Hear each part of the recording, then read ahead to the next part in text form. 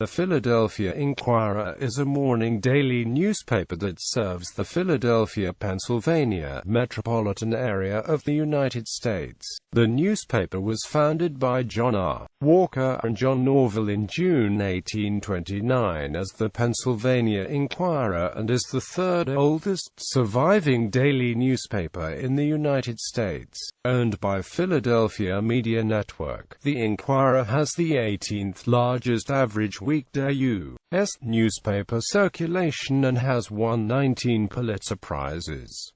It is the newspaper of record of the Delaware Valley. The paper has risen and fallen in prominence throughout its history. The Inquirer first became a major newspaper during the American Civil War when its war coverage was popular on both sides. The paper's circulation dropped after the war, then rose by the end of the 19th century. Originally supportive of the Democratic Party, the Inquirer's political affiliation eventually shifted toward the Whig Party and then the Republican Party before officially becoming politically independent in the middle of the 20th century. By the end of the 1960s, the Inquirer trailed its chief competitor, the Philadelphia Evening Bulletin, and lacked modern facilities and experienced staff. In the 1970s, new owners and editors turned the newspaper into one of the country's most prominent, winning 20 Pulitzers. The editor is Bill Maramov. Stan Wisnowski is vice president of news operations. History. The Philadelphia Inquirer was founded as the Pennsylvania Inquirer by printer John R. Walker and John Norvell, a former editor of Philadelphia's largest newspaper, the Aurora and Amp Gazette. An editorial in the first issue of the Pennsylvania Inquirer promised that the paper would be devoted to the right of a minority to voice their opinion and the maintenance of the rights and liberties of the people, equally against the abuses as the usurpation of power. Quote, they pledged support to then-President Andrew Jackson and home industries, American manufactures, and internal improvements that so materially contribute to the agricultural, commercial and national prosperity. Founded on June 1, 1829, the Philadelphia Inquirer is the third oldest surviving daily newspaper in the United States. However, in 1962, an Inquirer-commissioned historian traced the Inquirer to John Dunlap's The Pennsylvania Packet, which was founded on October 28,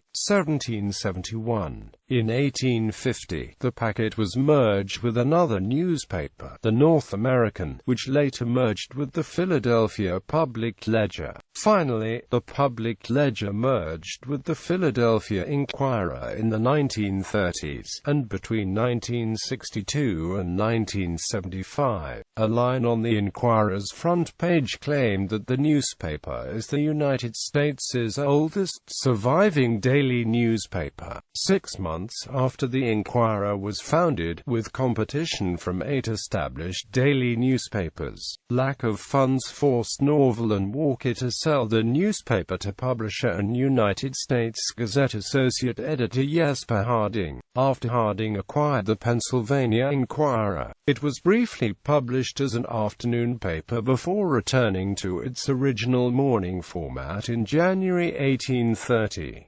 Under Harding, in 1829, the Inquirer moved from its original location between Front and 2nd Streets to between 2nd and 3rd Streets. When Harding bought and merged the Morning Journal in January 1830, the newspaper was moved to South 2nd Street. 10 years later, the Inquirer again was moved, this time to its own building at the corner of 3rd Street and Carter's Alley. Harding expanded the Inquirer's content and the paper soon grew into a major Philadelphia newspaper. The expanded content included the addition of fiction, and in 1840, Harding gained rights to publish several Charles Dickens novels for which Dickens was paid a significant amount. At the time, the common practice was to pay little or nothing for the rights of foreign authors' works. Civil War to 1920s. Harding retired in 1859 and was succeeded by his son William White Harding, who had become a partner 3 years earlier. William Harding changed the name of the newspaper to its current name, the Philadelphia Inquirer. Harding, in an attempt to increase circulation, cut the price of the paper, began delivery routes and had newsboys sell papers on the street. In 1859, circulation had been around 7,000. By 1863 it had increased to 70,000. Part of the increase was due to the interest in news during the American Civil War. 25 to 30,000 copies of the Inquirer were often distributed to Union soldiers during the war, and several times the U.S. government asked the Philadelphia Inquirer to issue a special edition specifically for soldiers. The Philadelphia Inquirer supported the Union, but Harding wanted the coverage to remain neutral. Confederate generals often sought copies of the paper, believing that the newspaper's war coverage was accurate. Inquirer journalist Uriah Hunt Painter was at the First Battle of Bull Run in 1861, a battle which ended in a Confederate victory. Initial reports from the government claimed a Union victory, but the Inquirer went with Painter's first-hand account. Crowds threatened to burn the Inquirer's building down because of the report. Another report, this time about General George Meade, angered Meade enough that he punished Edward Crapsey, the reporter who wrote it. Crapsey and other war correspondents later decided to attribute any victories of the Army of the Potomac, Meade's command, to Ulysses S. Grant, commander of the entire Union Army. Any defeats of the Army of the Potomac would be attributed to Meade. During the war, the Inquirer continued to grow, with more staff being added and another move into a larger building on Chestnut Street. However, after the war, economic hits combined with Harding becoming ill hurt the Inquirer. Despite Philadelphia's population growth, distribution fell from 70,000 during the Civil War to 5,000 in 1888.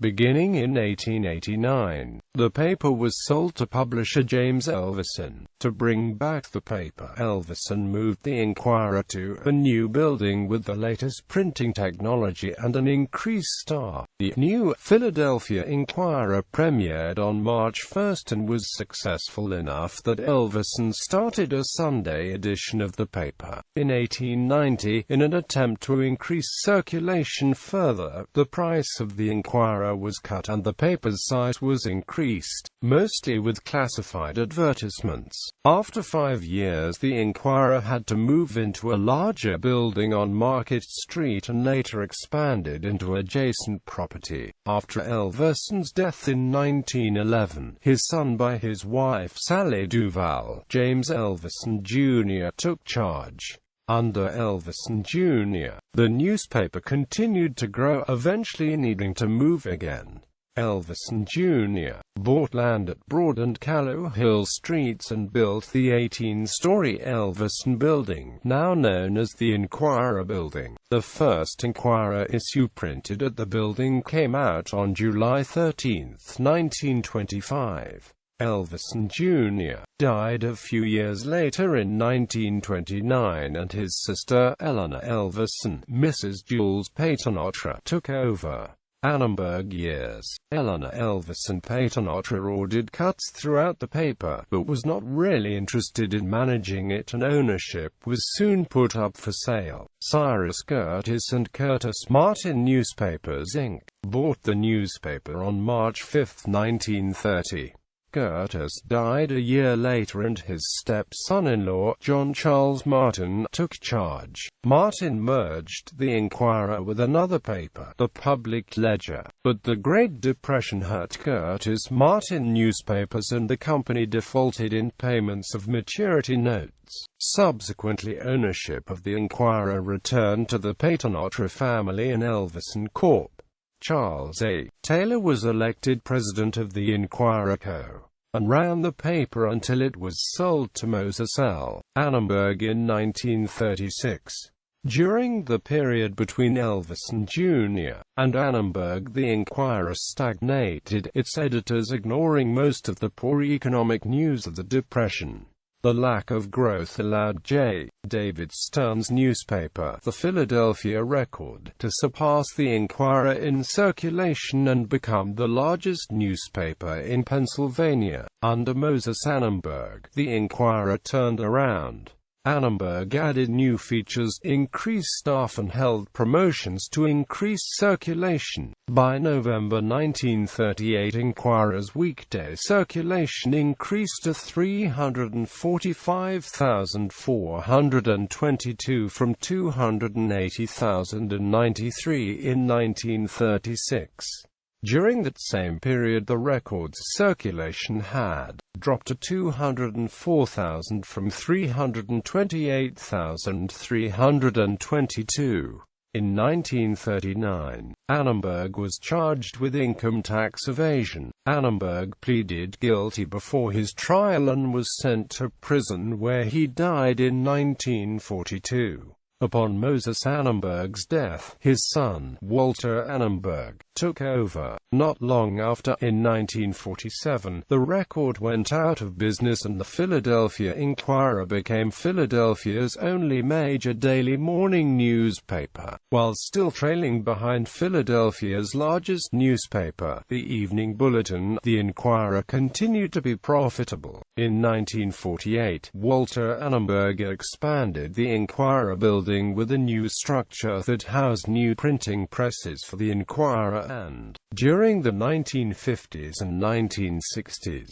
Annenberg's other properties, 17 and TV Guide. In 1957, Annenberg bought the Philadelphia Daily News and combined the Daily News facilities with the Inquirer's. A 38-day strike in 1958 hurt the Inquirer, and after the strike ended, so many reporters had accepted buyout offers and left that the newsroom was noticeably empty. Furthermore, many current reporters had been copy clerks just before the strike and had little experience. One of the few star reporters of the 1950s and 1960s was investigative reporter Harry Carafin. During his career, Harry Carafin exposed corruption and other exclusive stories for the Inquirer, but also extorted money out of individuals and organizations. Carafin would claim he had harmful information and would demand money in exchange for the information not being made public. This went on from the late 1950s into the early 1960s before Carafin was exposed in 1967 and convicted of extortion a year later. By the end of the 1960s, circulation and advertising revenue was in decline and the newspaper had become, according to Time magazine, uncreative and undistinguished.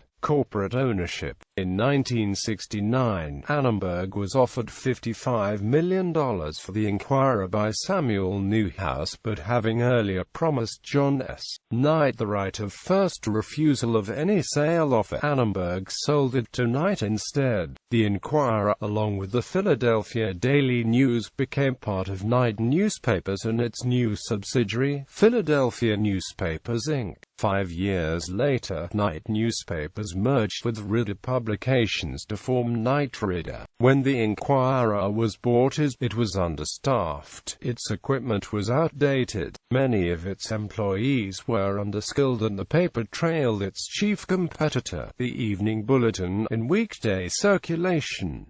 However, Eugene L. Roberts, Jr., who became the Inquirer's executive editor in 1972, turned the newspaper around. Between 1975 and 1990, the Inquirer won 17 Pulitzers, 6 consecutively between 1975 and 1980, and more journalism awards than any other newspaper in the United States. Time magazine chose the Inquirer as one of the of 10 best daily newspapers in the United States, calling Roberts' changes to the paper one of the most remarkable turnarounds in quality and profitability in the history of American journalism. By July 1980, the Inquirer had become the most circulated paper in Philadelphia, forcing the Evening Bulletin to shut down 2 years later. The Inquirer's success was not without hardships. Between 1970 and 1985, the newspaper experienced 11 strikes,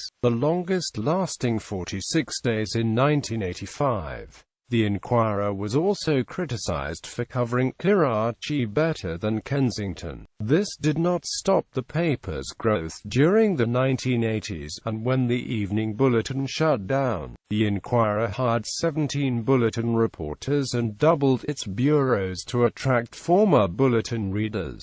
By 1989, Philadelphia Newspapers Inc.'s editorial staff reached a peak of 721 employees. The 1990s saw gradually dropping circulation and advertisement revenue for the Inquirer. The decline was part of a nationwide trend, but the effects were exacerbated by, according to dissatisfied Inquirer employees, the paper's resisting changes that many other daily newspapers implemented to keep readers and pressure from Knight Ridder to cut costs. During most of Roberts's time as editor, Knight Ridder allowed him a great deal of freedom in running the newspaper. However, in the late 1980s, Knight Ridder had become concerned about the Inquirer's profitability and took a more active role in its operations. Knight Ridder pressured the Inquirer to expand into the more profitable suburbs, while at the same time cutting staff and coverage of national and international stories. Staff cuts continued until Knight Ridder was bought in 2006, with some of the Inquirer's best reporters accepting buyouts and leaving for other newspapers such as the New York Times and the Washington Post. By the late 1990s, all of the high-level editors who had worked with Eugene Roberts in the 1970s and 1980s had left, none at normal retirement age. Since the 1980s, the paper has won just one Pulitzer, a 1997 award for explanatory journalism. Quote, in 1998, Inquirer reporter Ralph Cipriano filed a libel suit against Knight Ridder, the Philadelphia Inquirer, and Inquirer editor Robert Rosenthal over comments Rosenthal made about Cipriano to the Washington Post. Cipriano had claimed that it was difficult reporting negative stories in the Inquirer about the Roman Catholic Archdiocese of Philadelphia, and Rosenthal later claimed that Cipriano had a very strong personal point of view and an agenda he could never prove. The suit was later settled out of court in 2001. The paper launched an online news desk in the early 2000s in order to compete with local radio stations for breaking news. Knight Ridder was bought by rival the McClatchy Company in June 2006. The Inquirer and the Philadelphia Daily News were among the 12 less profitable Knight Ridder newspapers that McClatchy put up for sale when the deal was announced in March. On June 29, 2006, the Inquirer and Daily News were sold to Philadelphia Media Holdings LLC, a group of Philadelphian area business people, including Brian P. Tierney, Philadelphia Media's chief executive. The new owners planned to spend $5 million on advertisements and promotions to increase the Inquirer's profile and readership. In the years following Philadelphia Media Holdings' acquisition, the Inquirer has seen larger-than-expected revenue losses, mostly from national advertising, and continued loss of circulation. The revenue losses have caused management to cut 400 jobs at the Inquirer and Daily News in the 3 years since the papers were bought. Despite efforts to cut costs, Philadelphia Newspapers LLC filed for Chapter 11 bankruptcy protection on February 21, 2009. Philadelphia Media Holdings was about $390 million in debt due to money borrowed to buy the Inquirer and Daily News. The bankruptcy was the beginning of a year-long dispute between Philadelphia Media Holdings and creditors. The group of creditors, which include banks and hedge funds, wanted to take control of Philadelphia Newspapers LLC themselves and oppose efforts by Philadelphia Media Holdings to keep control.